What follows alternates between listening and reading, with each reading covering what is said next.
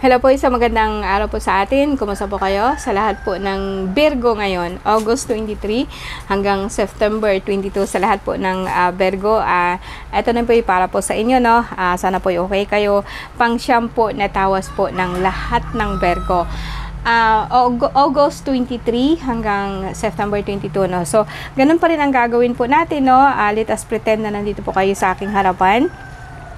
Think or visualize po natin yung araw na nakatutok po sa atin, and lalo na po kapag masama po ang pakiramdam niyo, no, and pakinggan po ninyo ang orasyon o dasal, and pwede po tayong humingi po ng tulong sa mahal na ina at mahal na ama, and of course, no, sa anak, no, and na matunaw po ang ating mga nararamdaman. Isipin po natin, ito po yung healing candle po natin na kulay purple, and bigyan po natin ng liwanag ang ating kaisipan, and lahat po yan is matutunaw po yung mga nararamdaman po natin hindi maganda. So let us begin, no? So let's bow our head.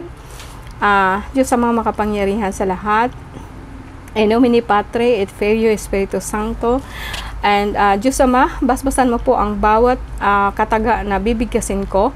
Kristak, Otak, Aminatak, Hokmitak, Aminatak, Hiptak, Doay, Milomia, Hokbi, Veronica, Obaram Dakakna, Jesus Domini Eterno, Jesus Domini Di, Jesus Rexum Dium, Jesus Emmanuel Jah, Salvador del Mundo, Akdom, Jesus Cristo, Yeshua, Salva Me. So sa lahat po ng mga nandidiyan po ngayon na nakikinig po sa atin, no, please po, no, let's be reminded po na ito'y tawas po, no, and hindi sa lahat po ng pagkakataon Virgo may sakit. Yung mga ano lang po, gustong malaman kung ano po yung nararamdaman po natin, no. So let us begin. Virgo, August 23 hanggang September 22. September 22, August 23. Virgo. Jesus Sagio Mame, Autoseris Sceptori, Patre Christi Benedicto, Sancti Magnum, Sancto Magnum, Salvame, Causim Iusim, Causim Elias, Elohim, Leon, sa Escazal, Agla Saday, ang mga makapangyarihan sa lahat, basbasan mo ang aking kaisipan, bigyan mo ng liwanag ang lahat po ng mga nandirito po ngayon. May nakita po ako kaagad po na pananakit po ng likod. So yung likod po natin para po siyang tinutusok, ano, and lalo na po yung spinal column po natin sa lower back.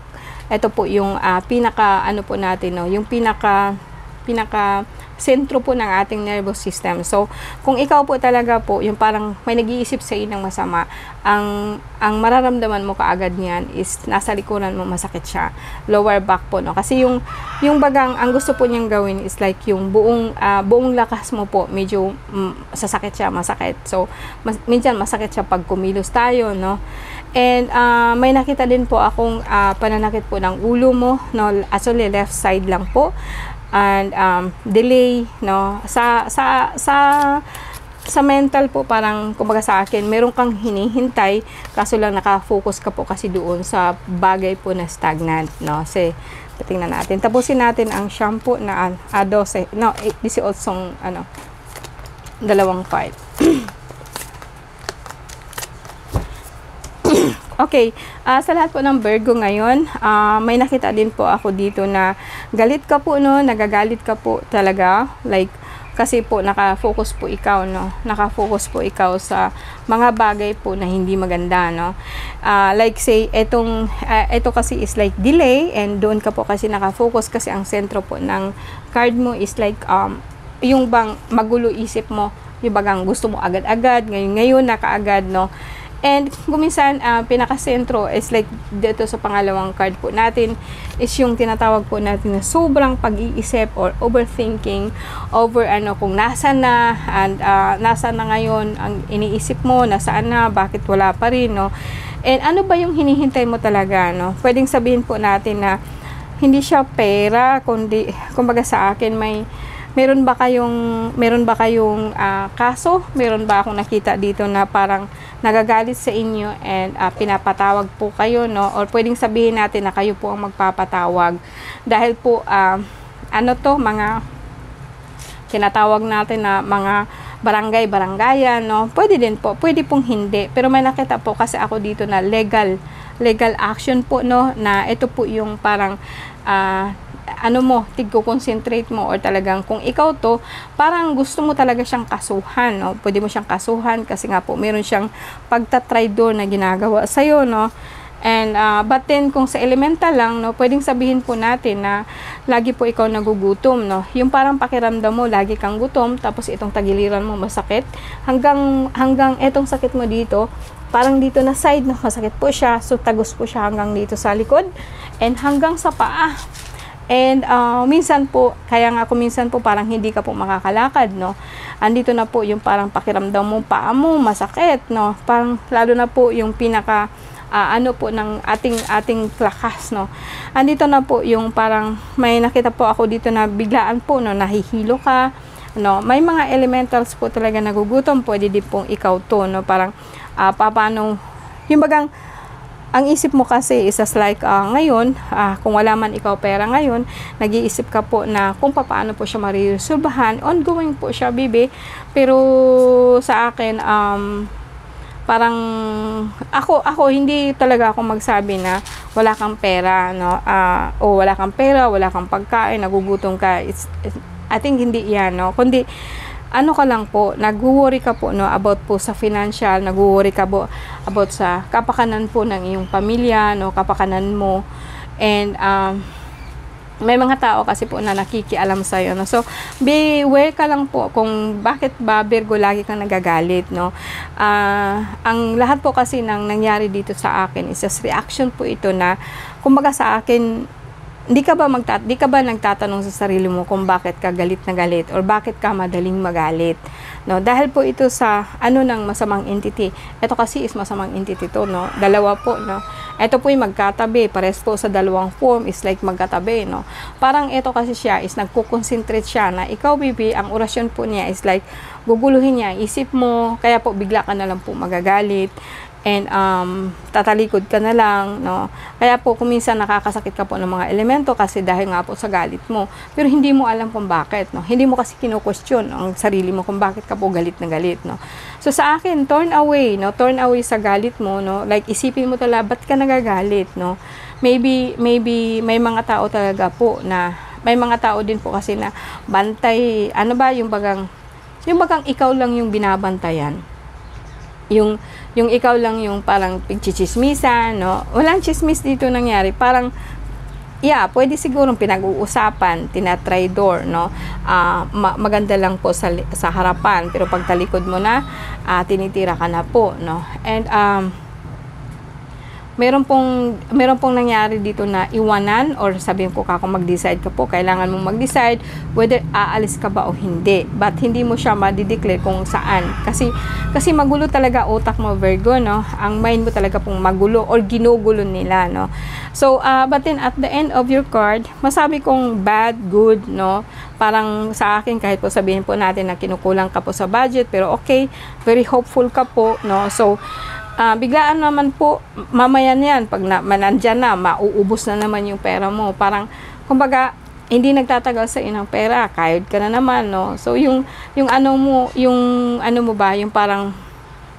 parang energy mo is paikot-ikot lang po.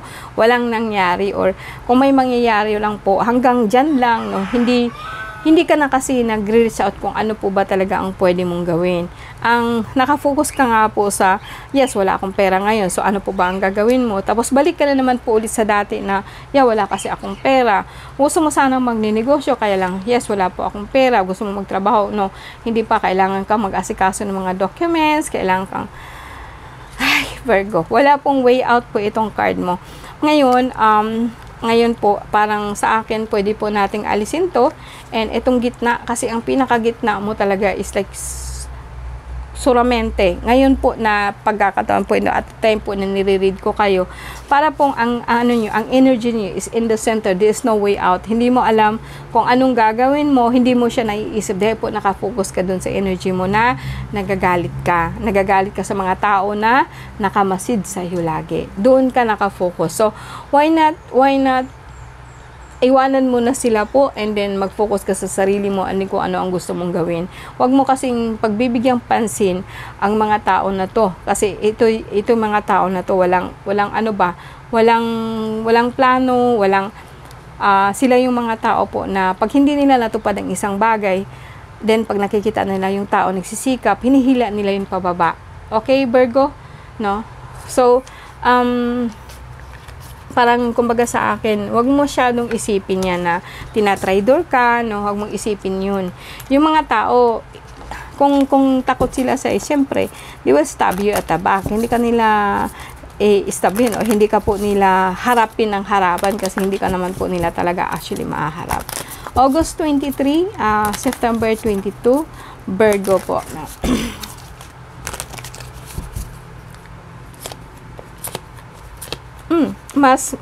May napapansin po ako guys sa iyo na bukol, parang binat po siya, no? May bukol ka po ba sa leeg, no?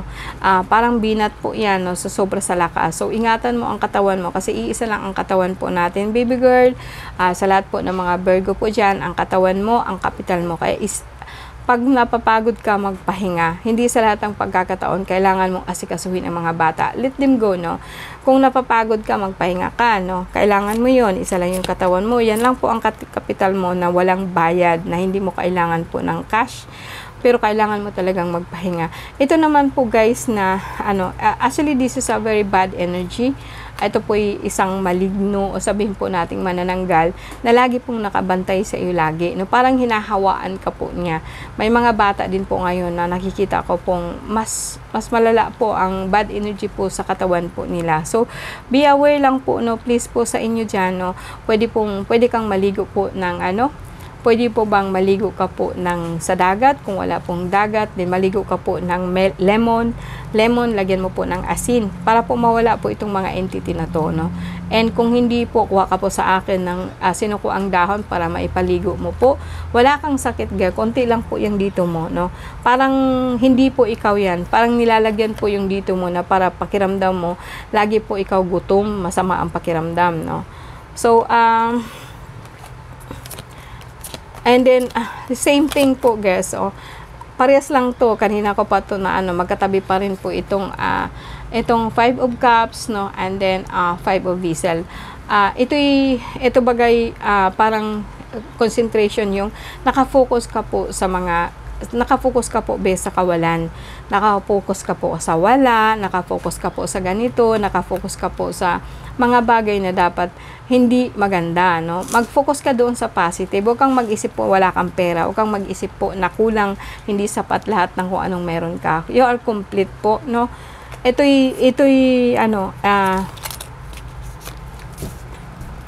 Sa work, yes, may work ka po kayo, may stagnant ka po kuminsan. Sa bahay po, medyo masama po ang likod mo, no? So, alisin na lang po natin, no? Kasi yung shoulder mo, parang nakataga siya dito, no? Masakit, no?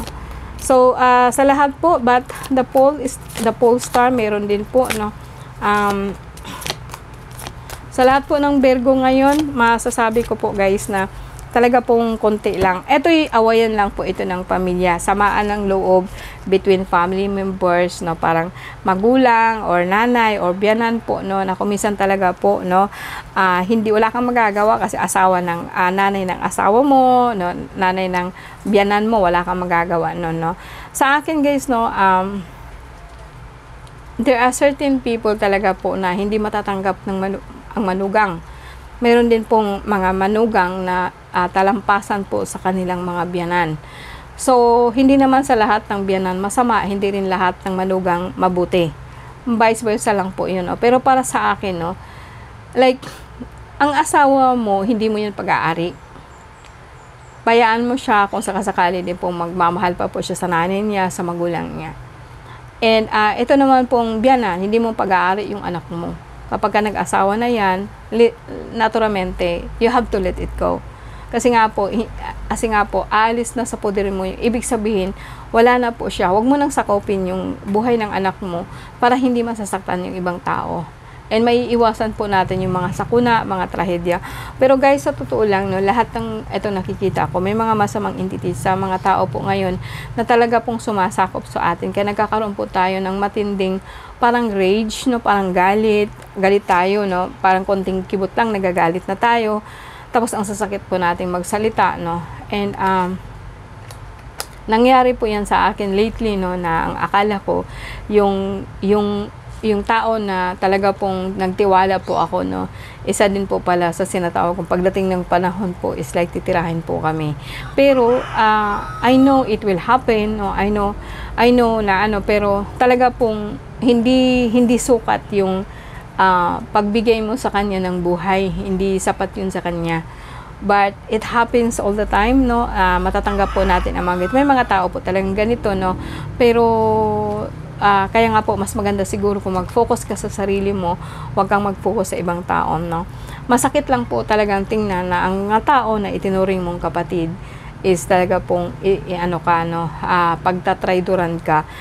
Hindi rin sa lahat ng pagkakataon, kahit kapatid mo pa, kuminsan po talaga po is like kasi hindi tayo actually, we are not, maybe we are sister and brother by flesh and blood, but not really in spirit. So naiintindihan ko naman po, no, na ang gusto ko lang iparating sa inyo, Virgo, na i-adjust po natin.